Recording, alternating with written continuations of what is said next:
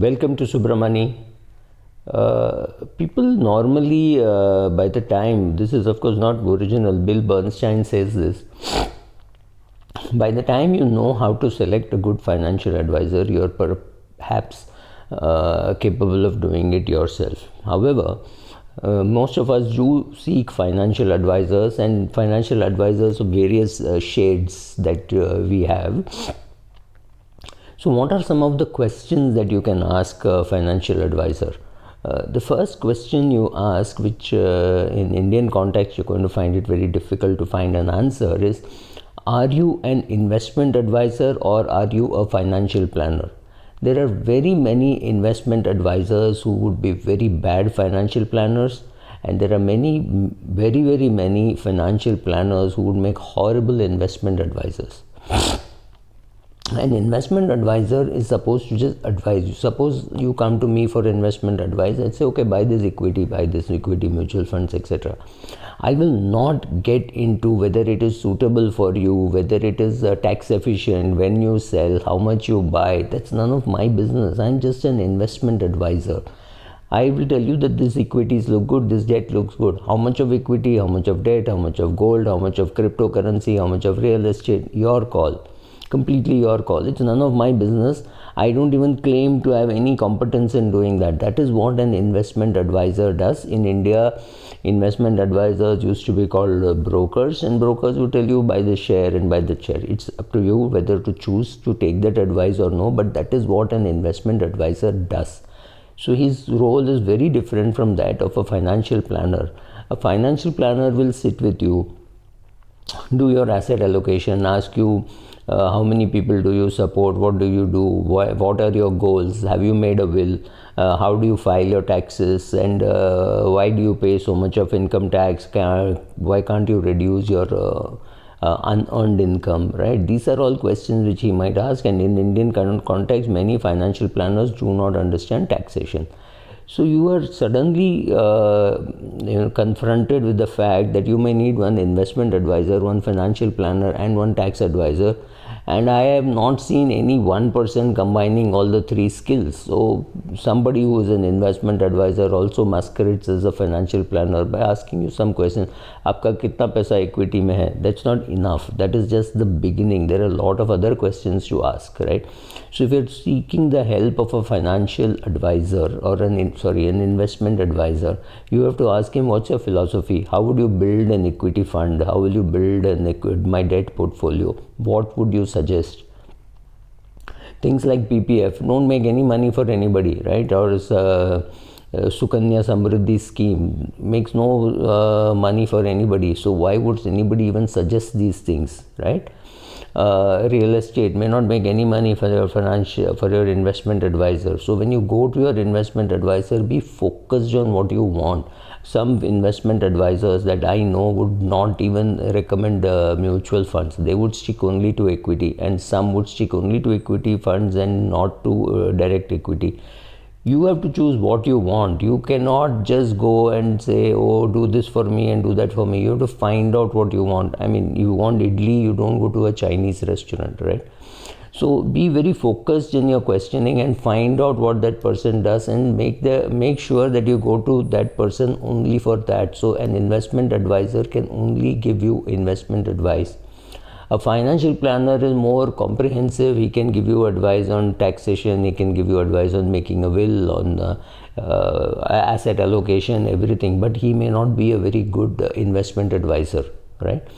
So after you go to a financial advisor, you find out whether he caters to the same demography that you do, right? Suppose you are a person earning 50 lakhs a year in salary, and he caters to people who are earning 20 lakhs a year on salary. He may be able to still do it. But if he caters only to businessmen earning 1 crore or 2 crores, he may have a very different profile of clients. Then ask him whether he is interested in serving this profile. I mean, it is not that he can't serve you. He can serve you. If he serves you, he can also serve your 24-year-old son or daughter.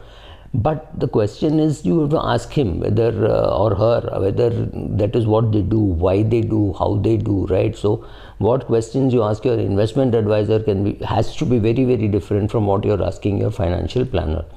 Next question you ask the person is, are you a fiduciary? Okay, this in Indian context sounds very hollow, because most Indian fiduciaries are not fiduciaries, because they would be doing some other activity also, and they would be doing some other completely correlated activity in their wife's name, father's name, in a separate private company.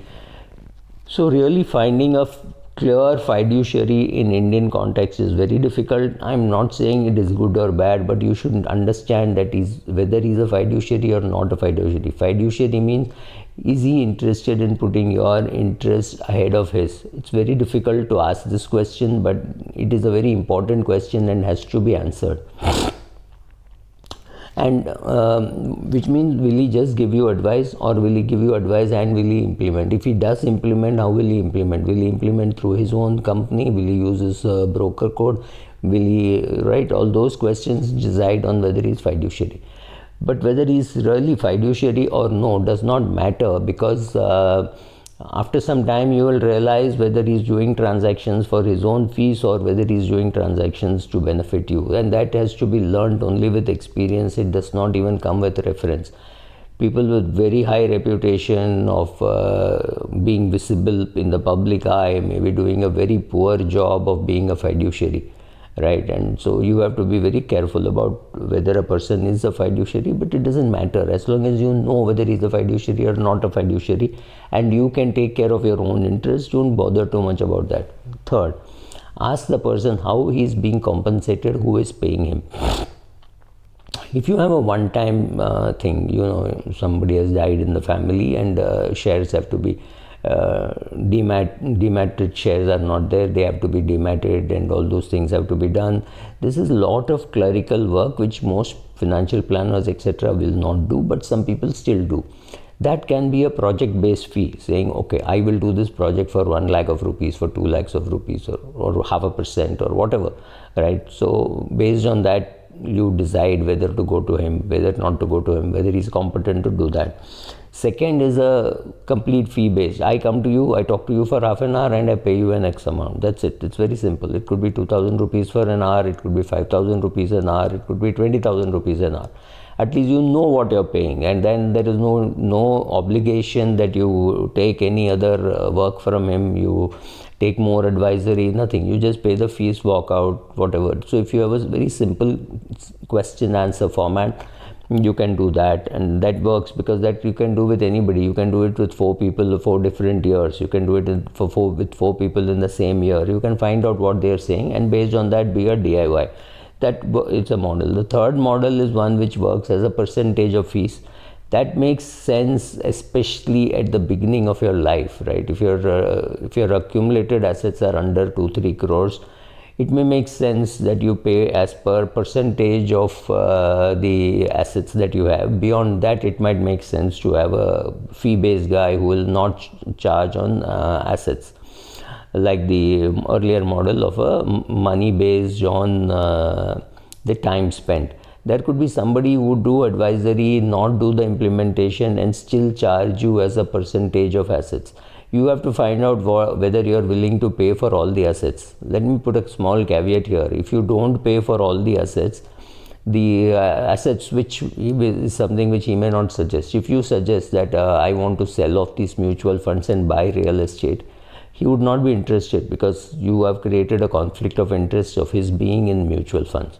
So find out why not pay as a percentage of your total assets, shrink the percentage so that he is indifferent to your inter-asset switches, right? So find out about that. So these are all some very important things to ask, and I don't think too many people ask their financial advisors, investment advisors. If you didn't even know that they are two different animals, how are you going to ask the questions, right? So ask all these questions. Ask whether he is interested in your business at all.